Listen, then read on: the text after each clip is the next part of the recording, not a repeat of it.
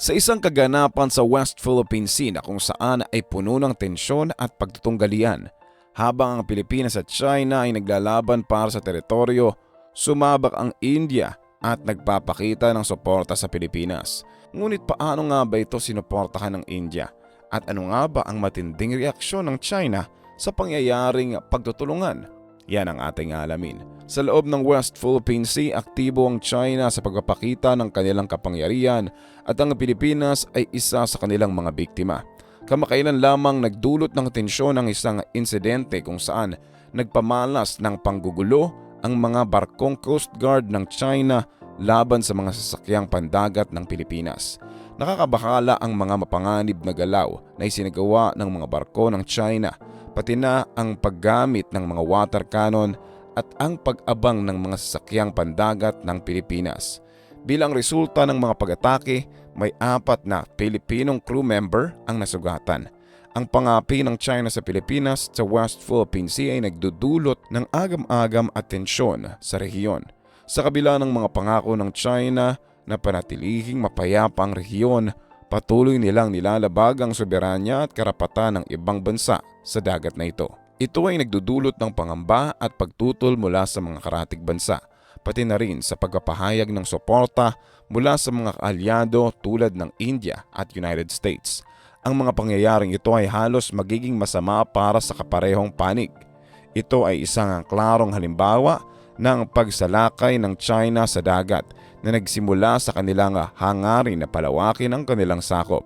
Maliwanag na ang India ay hindi bago sa ganitong mga sitwasyon.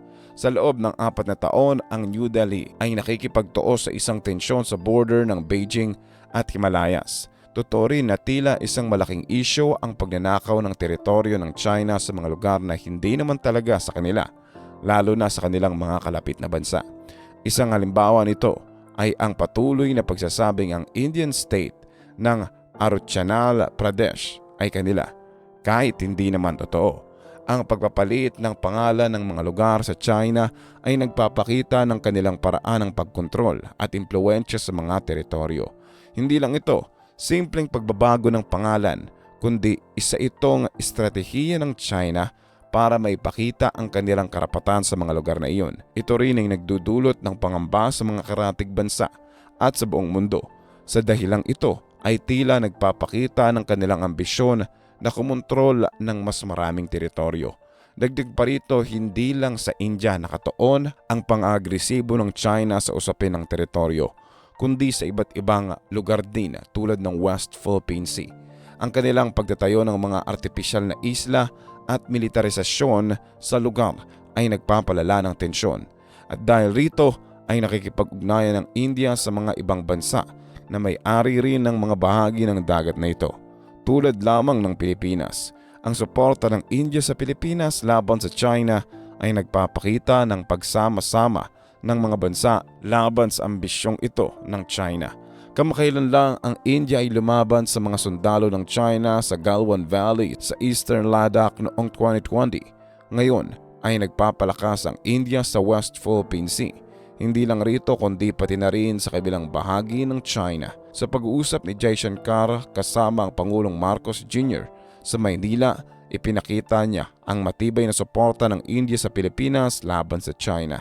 Sinabi ni Jaishankar na mahalaga ang suporta ng India para sa pambansang soberanya ng Pilipinas at hinimok ang China na sundin ng mga batas, partikular na ang UNCLOS, na madalas nilang nilalabag sa West Philippine Sea. Ngunit sa kabila ng nangyayaring pagsuporta ng India sa Pilipinas, nabigla ang China sa pagbabago ng posisyon ng India.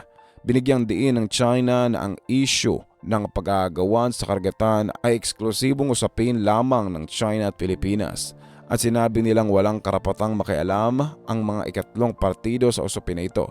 Dagdag pa nila na dapat igalang ng India ang territorial na soberanya at mga interes ng karagatan ng China.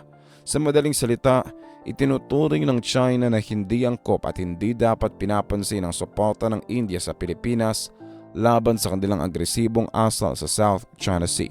Pinapahayag ng kanilang reaksyon ang pagiging kampante at kawalan ng pagtanggap sa panig ng India sa usapin ng pag-aagawan sa karagatan. Ang pagtaas ng issue hinggil sa kahina-hinalang kalagayan sa seguridad sa South China Sea ay kaugnay ng patuloy na pang-aabuso sa mas maliliit na mga sandatahang pandagat, kabilang ang mga mangisda ng mga sasakyang pandagat ng China. Ito ay naglilika ng malinaw at kasalukuyang panganib sa maayos na kaayusan at disiplina sa karagatan. Sa mga pahayag ni Jai Shankar tungkol sa UNCLOS, ipinapakita na ang China ang nag-umpisa ng pag-agresyon sa lugar. Ang mga pangyayaring ito ay nagbibigay ng pangunahing paglabag ng China sa internasyonal na batas at sa pagiging mapanlinlang nito sa mga karatig bansa sa rehiyon. Ang ganitong pag-uugali ay nagpapalala lamang sa mga tensyon at panganib sa kapayapaan at seguridad sa South China Sea at nagdaragdag sa pangangailangan para sa pagtutulungan ng mga bansa sa rehiyon upang mapanatili ang karapatan at kaayusan sa karagatan. Sa madaling salita, ang UNCLOS o United Nations Convention on the Law of the Sea ay isang kasunduan na nagtatakda ng mga patakaran para sa pagpapatupad ng batas sa mga karagatan. Ayon dito, ipinapaliwanag na ang mga pangangkin ng China sa West Philippine Sea ay labag sa batas. Sa ilalim ng UNCLOS, mayroong mga batayang patakaran ukol sa pagkontrol at paglalagay ng mga hangganan sa mga karagatan. Una sa lahat ay ang tinatawag na territorial waters o may territorial na karagatan. Ito ay isang lugar na may saklaw na hanggang 12 nautical miles mula sa baybayan ng isang bansa kung saan may ganap na soberanya at jurisdiksyon ang bansang iyon. Ito ay parang pambansang espasyo ng bansa na dapat igalang ng ibang mga bansa. Sa contiguous zone, umaabot ito hanggang sa 24 nautical miles mula sa baybayin. Dito, bagamat walang kapangyarihan ng ibang bansa sa himpapawid, may mga batas sa customs at imigrasyon na dapat sundin. Ito ay nangangahulugan na ang bansa ay may kontrol sa pagbiyahe ng mga sasakyang pandagat at may eksklusibong karapatan sa mga likas na yaman sa ilalim at sa ibabaw ng dagat.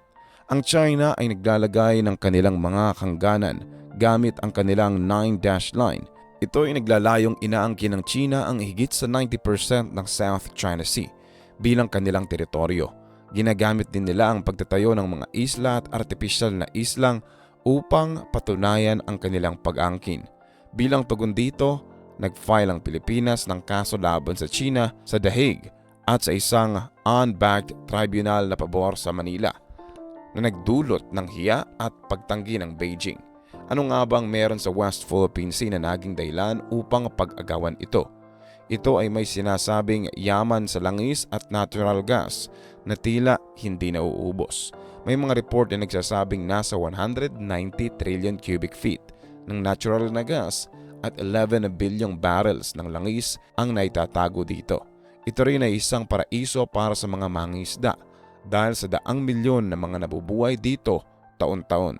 At panghuli, dito rin dumadaan ang higit sa 60% ng pandaigdigang kalakalan pandagat na kung saan ay kalahati ng lahat ng kalakalang pandagat sa mundo.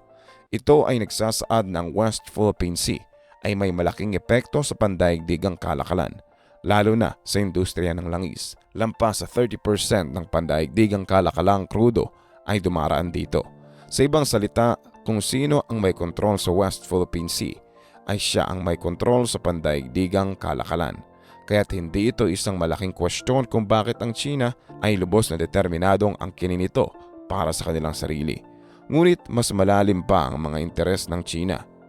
Para sa kanilang plano sa Taiwan, kailangan nila ng kontrol sa dagat na ito para sa kooperasyon ng mga bansa tulad ng Pilipinas at Vietnam upang hindi makapag-imbita ng mga dayuhang navy, lalo na ang United States, sa kung anumang gulo.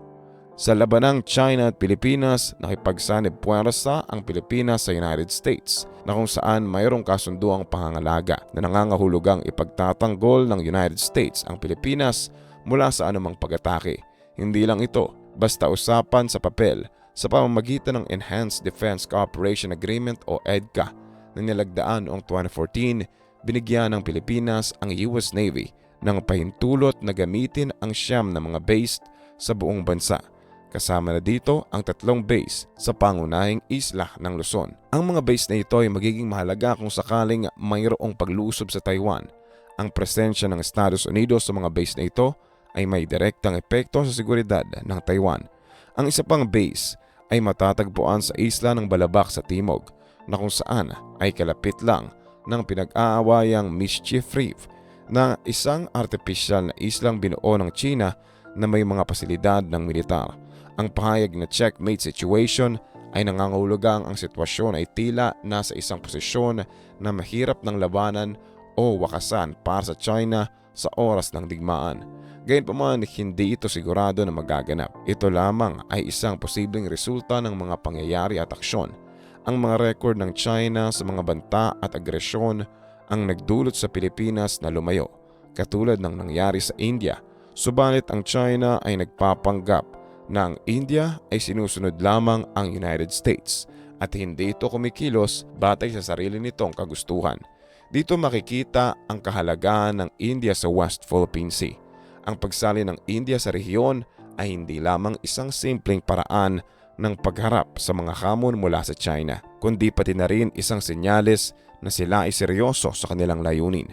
Ang pagdalo ng mga barkong pandigma ng India sa Maynila at ang pakikipag-ugnayan sa Pilipinas sa usapin ng depensa ay nagpapakita ng kanilang pagiging aktibo sa rehiyon.